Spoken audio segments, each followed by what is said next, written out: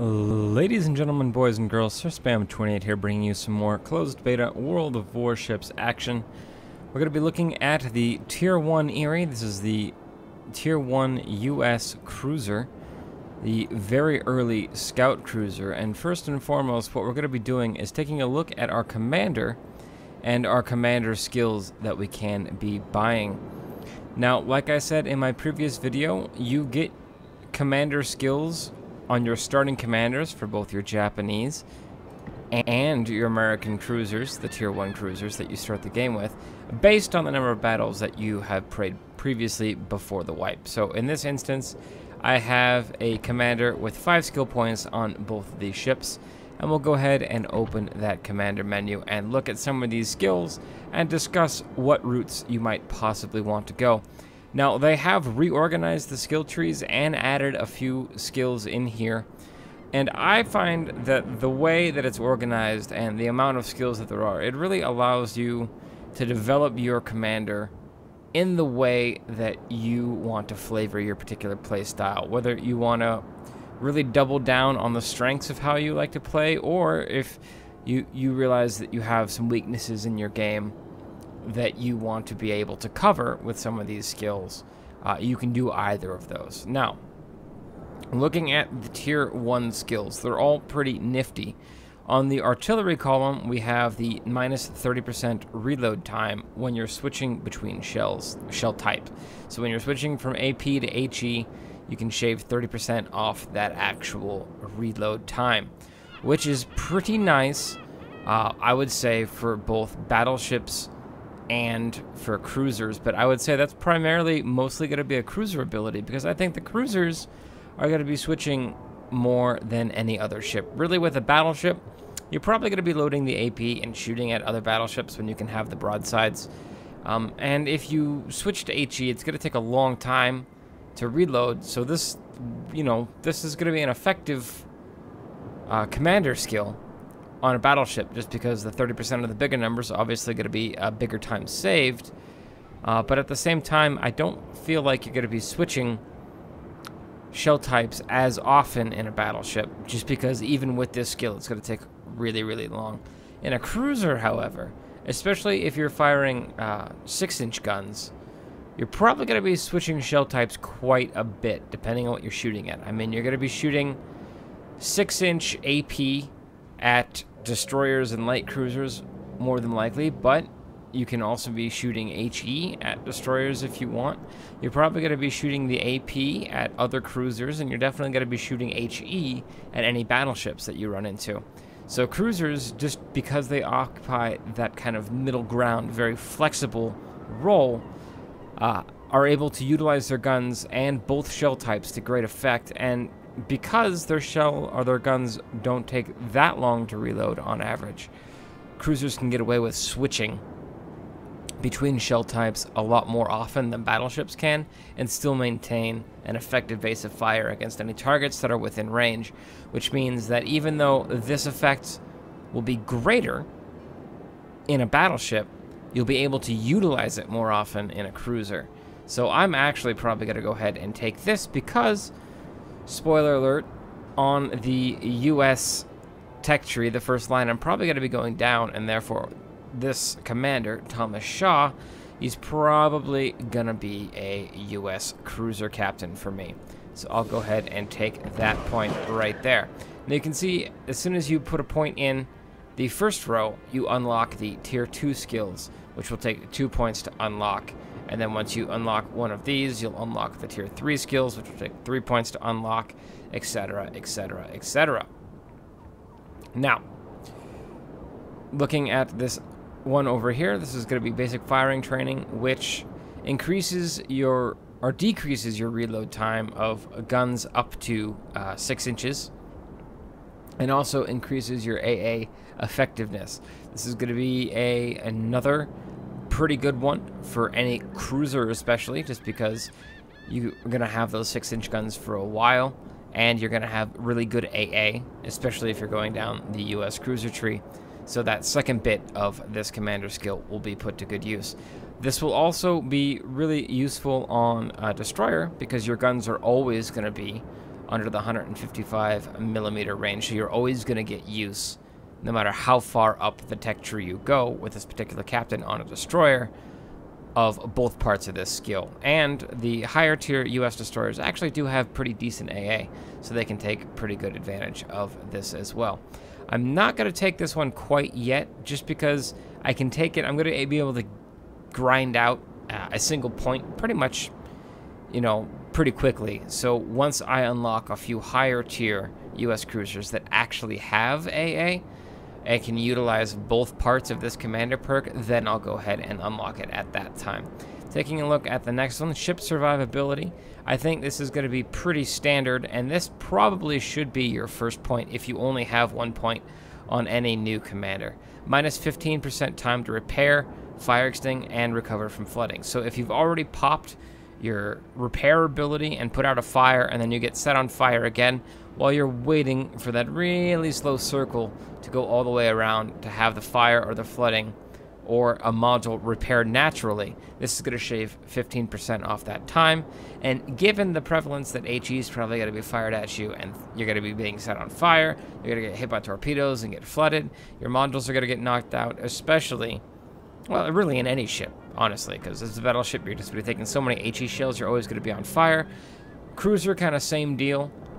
You're probably going to have some nodules knocked out and be on fire. And as a destroyer, you're definitely going to be having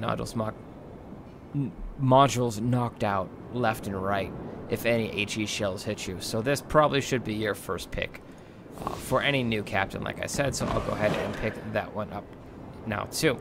Now this is an interesting one. They moved this up to tier 1. This is the situational awareness, which is kind of like the Sixth Sense in World of Tanks, which displays a little icon when your ship is spotted. So this is kind of going to be one of those flex picks. This is going to be really important when it comes to destroyers, both Japanese and American and Russian, the Grem. Pretty much any destroyer or any ship that you're relying on its sneakiness to use, this is going to be really, really useful, just so you know when you're spotted and know when you need to turn around and flee and maybe pop your smoke and get the hell out of there. This is also going to be one of those things that you can take if you're kind of really bad at remembering your detectability range and, you know, looking at the distances between you and the enemies and making sure that you're kind of manually staying out of detectability range. If you forget about that, or you're kind of bad at judging that, then picking up this perk early on a commander can kind of cover your bases, and it will just automatically let you know when you're detected, so you don't have to manually and mentally keep track of that for your own self. So I'm not going to pick this one up yet. I probably will come back to this again as soon as I get a commander that I'm going to put into a destroyer. I'll probably go ahead and pick this up on him right after the ship survivability for the destroyer captain. Those will be my first two for the destroyer, probably followed by this one, and then we'll go up to torpedoes.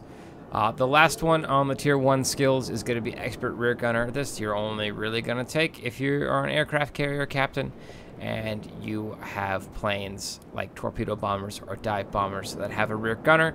This will make those gunners a little bit better, which allows those torpedo bomber and dive bomber squadrons to protect themselves from enemy fighter craft just a little bit more. So maybe you don't have to as heavily escort them, and they can, you know, kind of look after their own selves a little bit. So that's going to be it for the tier 1 commander skills. I'm not going to go through all of them, but just because we have tier 2 unlocked, I'll look at these ones as well, because there's some pretty interesting ones here.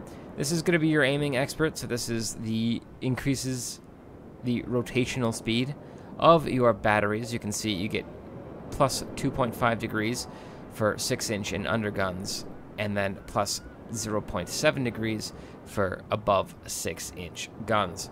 So this is a pretty critical skill, I would say, mostly on Japanese destroyers, because their turrets rotate so god-awfully slow. And again, all the way up the tier, their guns are always going to be under 155 millimeter. This means that that plus 2.5 degrees a second to aiming speed of those guns is always going to be an effect on Japanese destroyers.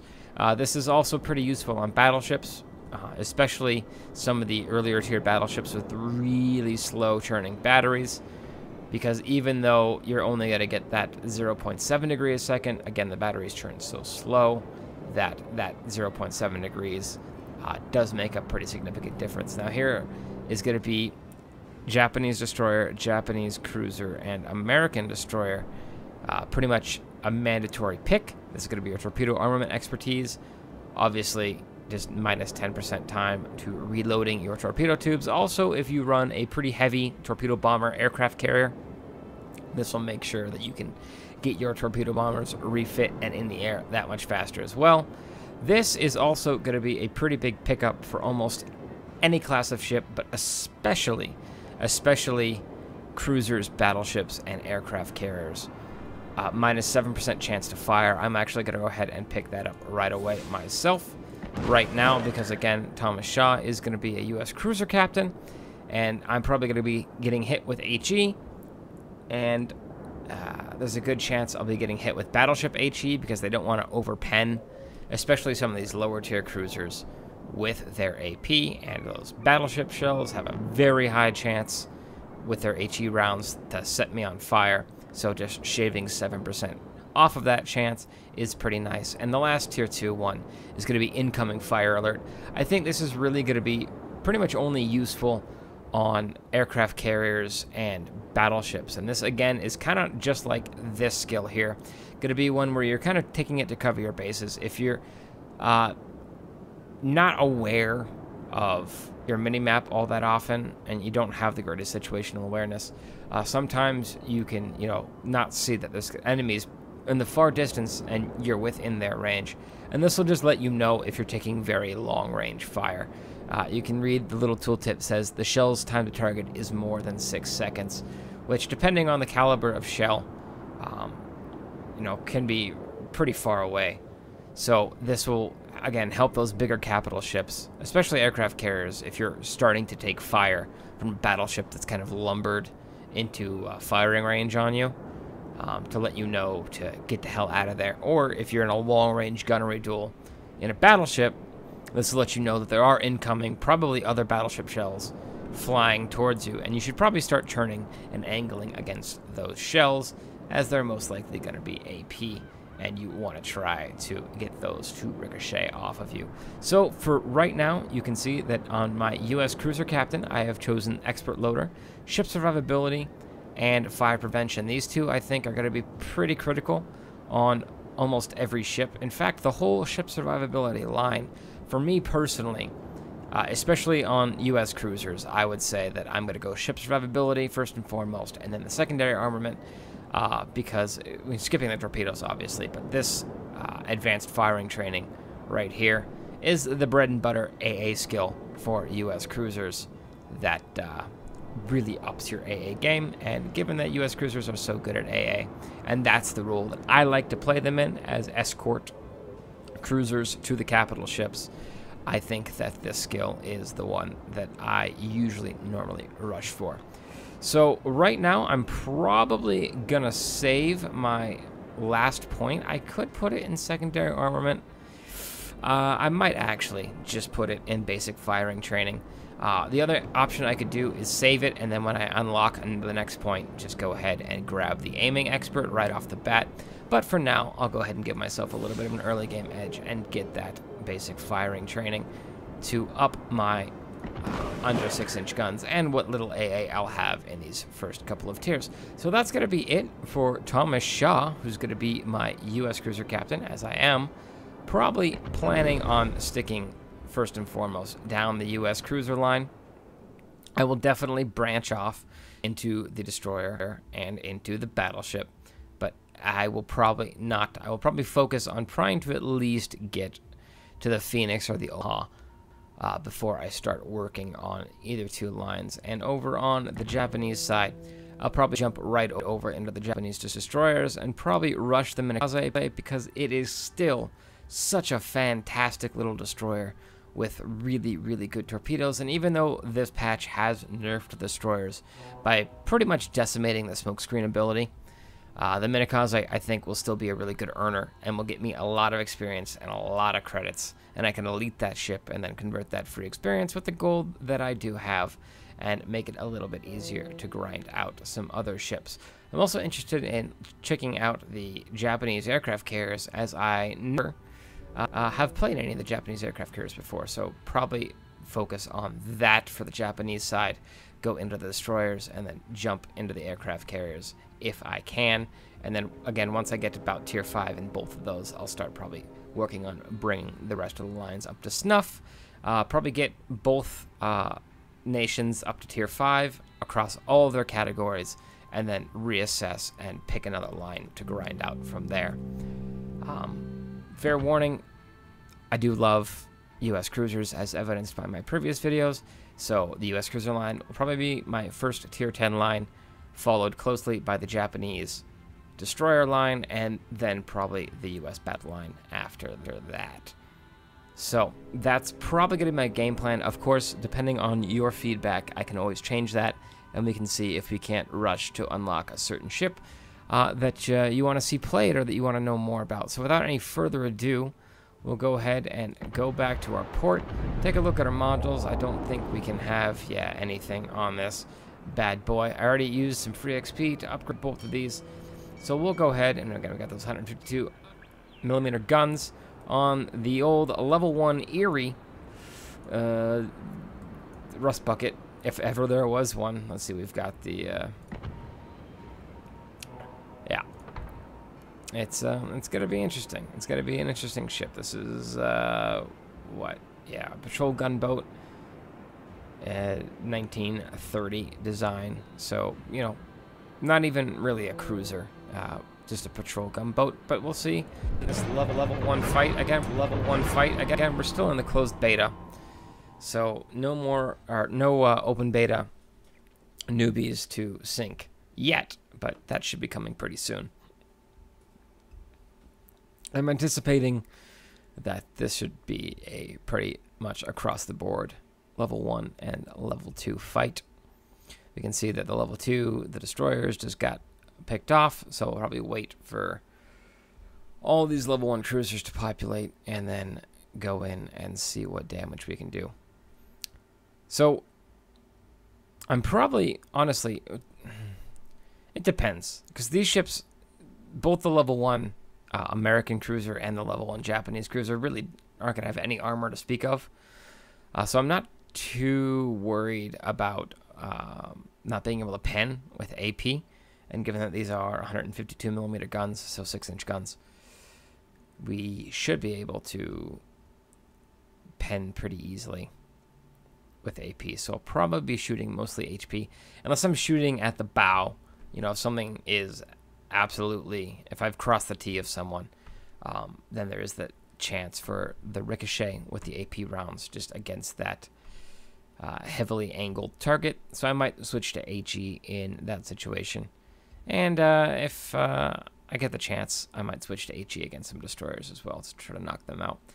Although this low caliber AP should still be effective against the destroyers, just like it was before.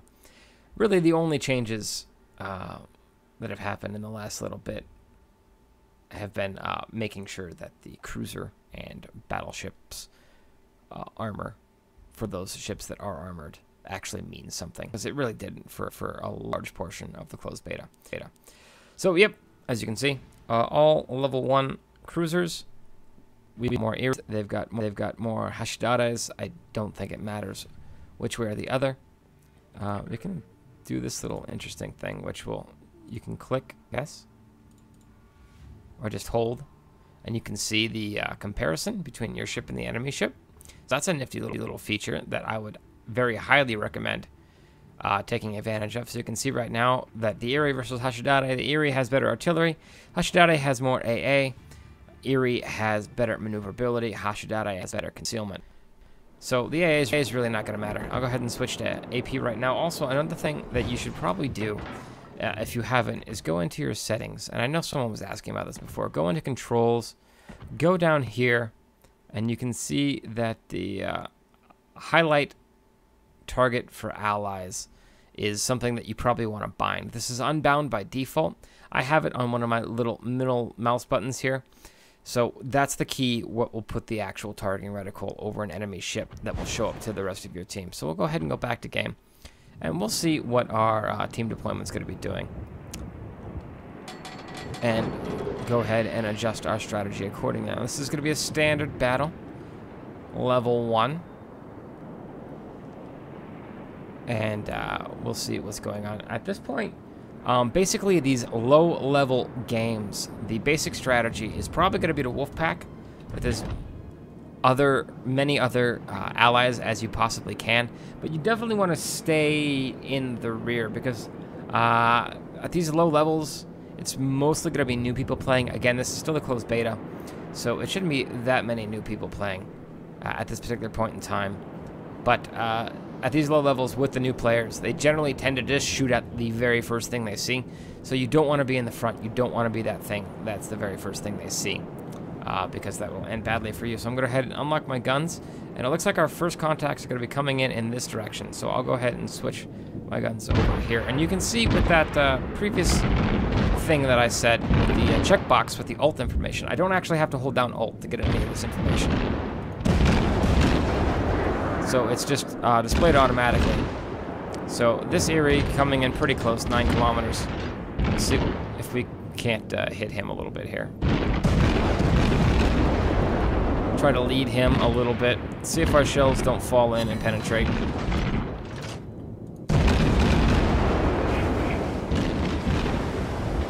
You can see how much of a cluster F this is going to be. Now, looking at the team deployment, it seems a lot of our forces are going south, which is something I might want to consider following up on. So as we're turning, let's try to get our forward guns, and this guy's actually presenting a broadside to him. So I will just wait for my cannons to come, and then we'll see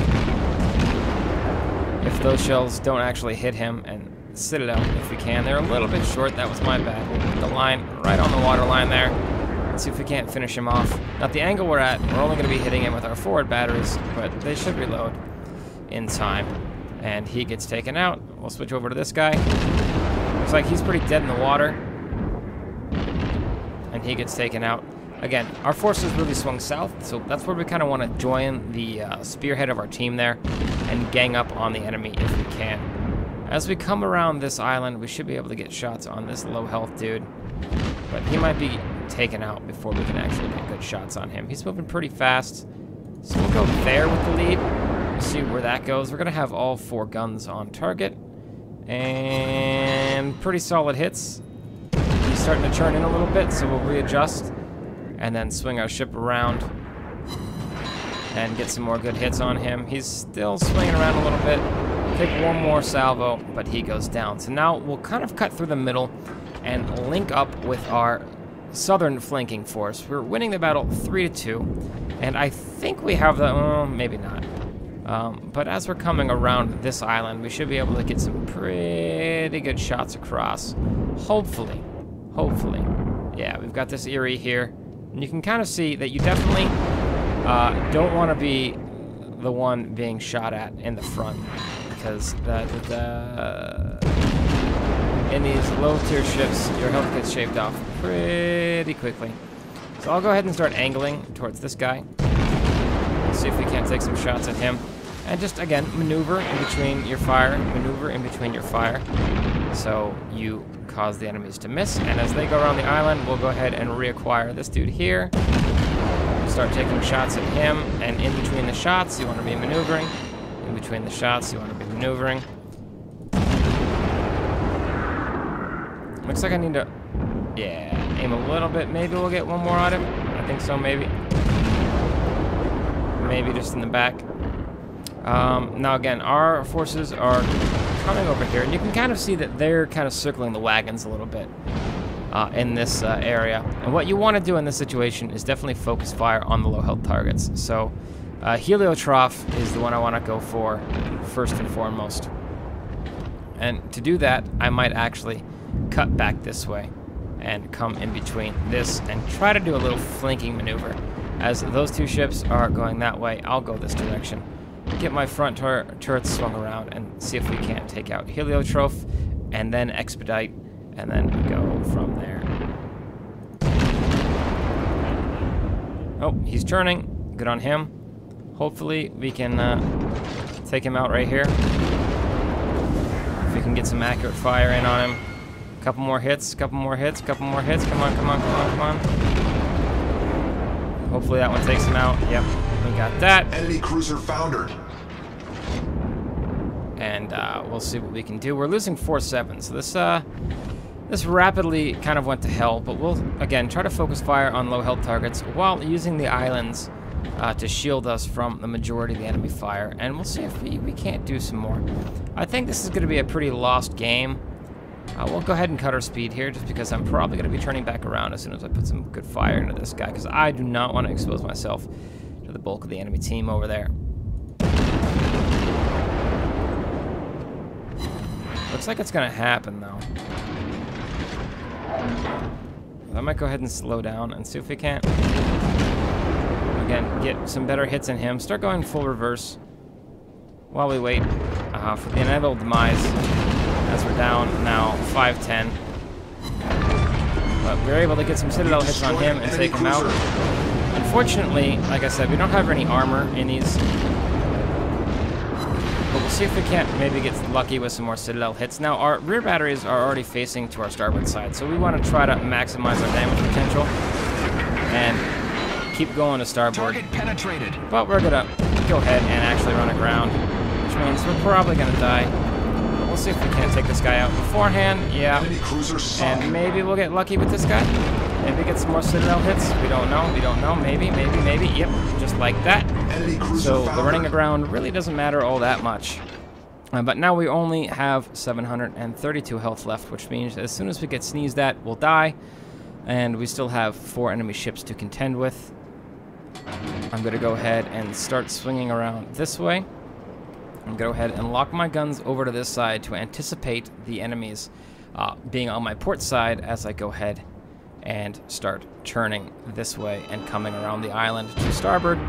And we've got Commander Gary over here, so we'll unlock our guns and see if we can't maybe get some damage in on him. Probably not, but maybe we can get around the island and save ourselves from his salvo for right now, and hopefully our ally, who's got significantly more health than we do, is able to take him out for us. I will keep going around about this island. Unfortunately, this guy now has us.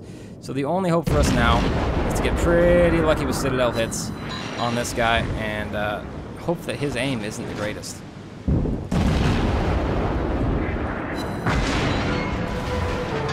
432 health. I'm zigzagging in between shots again. Hopefully, good Citadels, good Citadels. We're able to take a lot of his health off. But unfortunately, we just had no HP whatsoever, and he's able to take us out. But our ally is able to take him out. But now it's 1v3, and that's a tough road to hoe for our friendly Hashidata here. But you can see that most of these guys were probably shooting HE at me. I don't think I got Citadel once. And you can see that at these lower tiers, with ships with no armor like this, but still with low caliber guns, you probably want to be shooting AP at them to get the Citadel hits, which really allowed me to kind of effectively take on 2 or 3 ships by myself and come out of it, even with running aground. So this unfortunately was a defeat in my first game in the Erie, past the wipe, but I think we did pretty goddamn good. 6 Citadel hits, 4 ships destroyed, 29 hits. And you can see that even in the defeat, we ended up with 86,000 credits and 854 experience. And we got our little Double Strike Battle Hero Medal Award thingamajigger.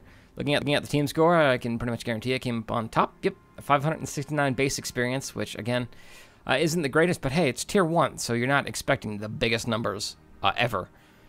And with Premium, you can see that got bumped up to the 854. If this was the first one of the day, that would have been very nice indeed. It would have been a pretty nice game. Tier 1, Tier 2, Tier 3. I've said before that you should probably be trying to shoot for like the total 1,000 base experience a match. That's really hard to do in the low tiers just because the HP pools are so small that the damage you're able to do is never going to be that great. So it's really hard to get to those higher XP numbers. But 854 in a loss in a Tier 1 ship is nothing to sneeze at. Going back to the team score, if we organize these guys over here as well, you can see that the winners over here got significantly more XP, even with just sinking 1 ship, and we were able to take out 4. They actually, most of their ships got involved. Look at that. There's only, what, there's only 2 members on their team that didn't sink an enemy ship, whereas I did the majority of the work, followed by this guy, and then 3 other people, and then we had a lot of ships that really kind of didn't do anything. But hey, Tier 1, it's a crapshoot with teams and strategy. There's really not a lot to say as far as higher strategies, because again, it's probably just going to be all Tier 1 ships, so there's no ship dynamics, there's no escorting, there's really no aircraft to worry about.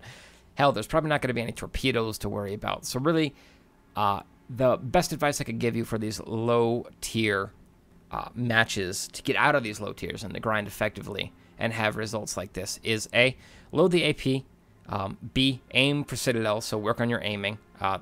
If you're new and you don't know, and you haven't seen any videos on this before, the Citadel area of the enemy ship is most likely going to be under their smokestack. So it's going to be the boiler area, right on the water line. So you want to make sure that your guns are right on the water line. You don't want to be hitting their superstructure, which is like, you know, all the conning towers and the pagoda structures on top of the ship. You want to be going in through the sides of the hull, right on the water line, under the smokestacks, which for most ships is usually right in the middle. And that's going to hit their boilers and cause a Citadel crit. Or if your aim is really good and you're close enough, you can aim right under their gun turrets. Again, on the water line, through the side of the hull, to try to penetrate their magazines, which will A, either cause a Citadel crit, or B, will actually detonate their magazine, which will either usually kill them outright, one-shot them, or if it doesn't kill them outright, it'll probably do at least 80-90% of their health in one hit. So those are the two areas of enemy ships that you want to be shooting at with AP, if you think your AP can penetrate their armor. And at these lower tiers, there is no armor to worry about penetrating, so you usually shoot HP at the Citadel areas. The other major thing is, like I said at the beginning of the match, try to stick with your team. Try to not be the first one in range of the enemy, because you'll just get shot by everyone. They'll focus fire, you know, the first thing they see. And then, like you kind of saw me do in the match, make sure you're using what little hard cover there is to not get shot at by more than a couple of ships at a time. So you could see me kind of use the islands to screen myself from the main body of their force while I engaged those 2 ships off to my right. And then once those ships were gone, I switched my guns over, took out the ships that were coming around the island in front of my bow with some Citadel hits. And then as we were on low health and that ship was coming around the backside of the island, I maintained my forward momentum and went around the other side of the island to stay out of his gun range. Unfortunately, we were just outnumbered, so there's really nowhere for me to go. But if that was a 1v1 situation, or even like a 2v1 situation, where that guy was the last guy left on the enemy team, and it was me on really low health and my teammate behind me with higher health, I still probably would have done that just to try to survive the match and make sure that repair bill's not the biggest thing. So I hope you enjoyed that quick look at commander skills and kind of, you know, the first 2 ranks of commander skills and what you might want to do and how I'm going to be doing it. And then just this, you know, pretty simple, pretty non-dynamic level 1 entry-level game in World of Warships with just some quick tips on how to maximize your potential in these lower level battles. Again, this was a defeat, but don't worry about your win rate so much. Again, tiers 1 through 3, it's really kind of just, you know, use this time to really learn the mechanics of the game, learn aiming if you're not practiced, if you haven't been on the closed beta for a long time, or indeed if you're watching this and it's the open beta now. Use these first levels in these first matches to practice your fundamentals and try to ingrain some fundamental sound tactics like using cover, aiming for citadels, making sure you're firing AP when appropriate, and things like that. And then once you get to about, you know, tier 4, tier 5, and get into, you know, some actual more capable ships and start having some more dynamic battles with different game modes and a bigger spread of types of ships, and ships that start to have some special abilities like the focused AA fire and, you know, things of that nature, then you can start to worry about more advanced tactics and start to worry about making sure that you're helping your team win games. But for now, just focus on A, having fun, and then B, practicing those good solid fundamentals. I hope you all enjoyed this one, and I will see you next time.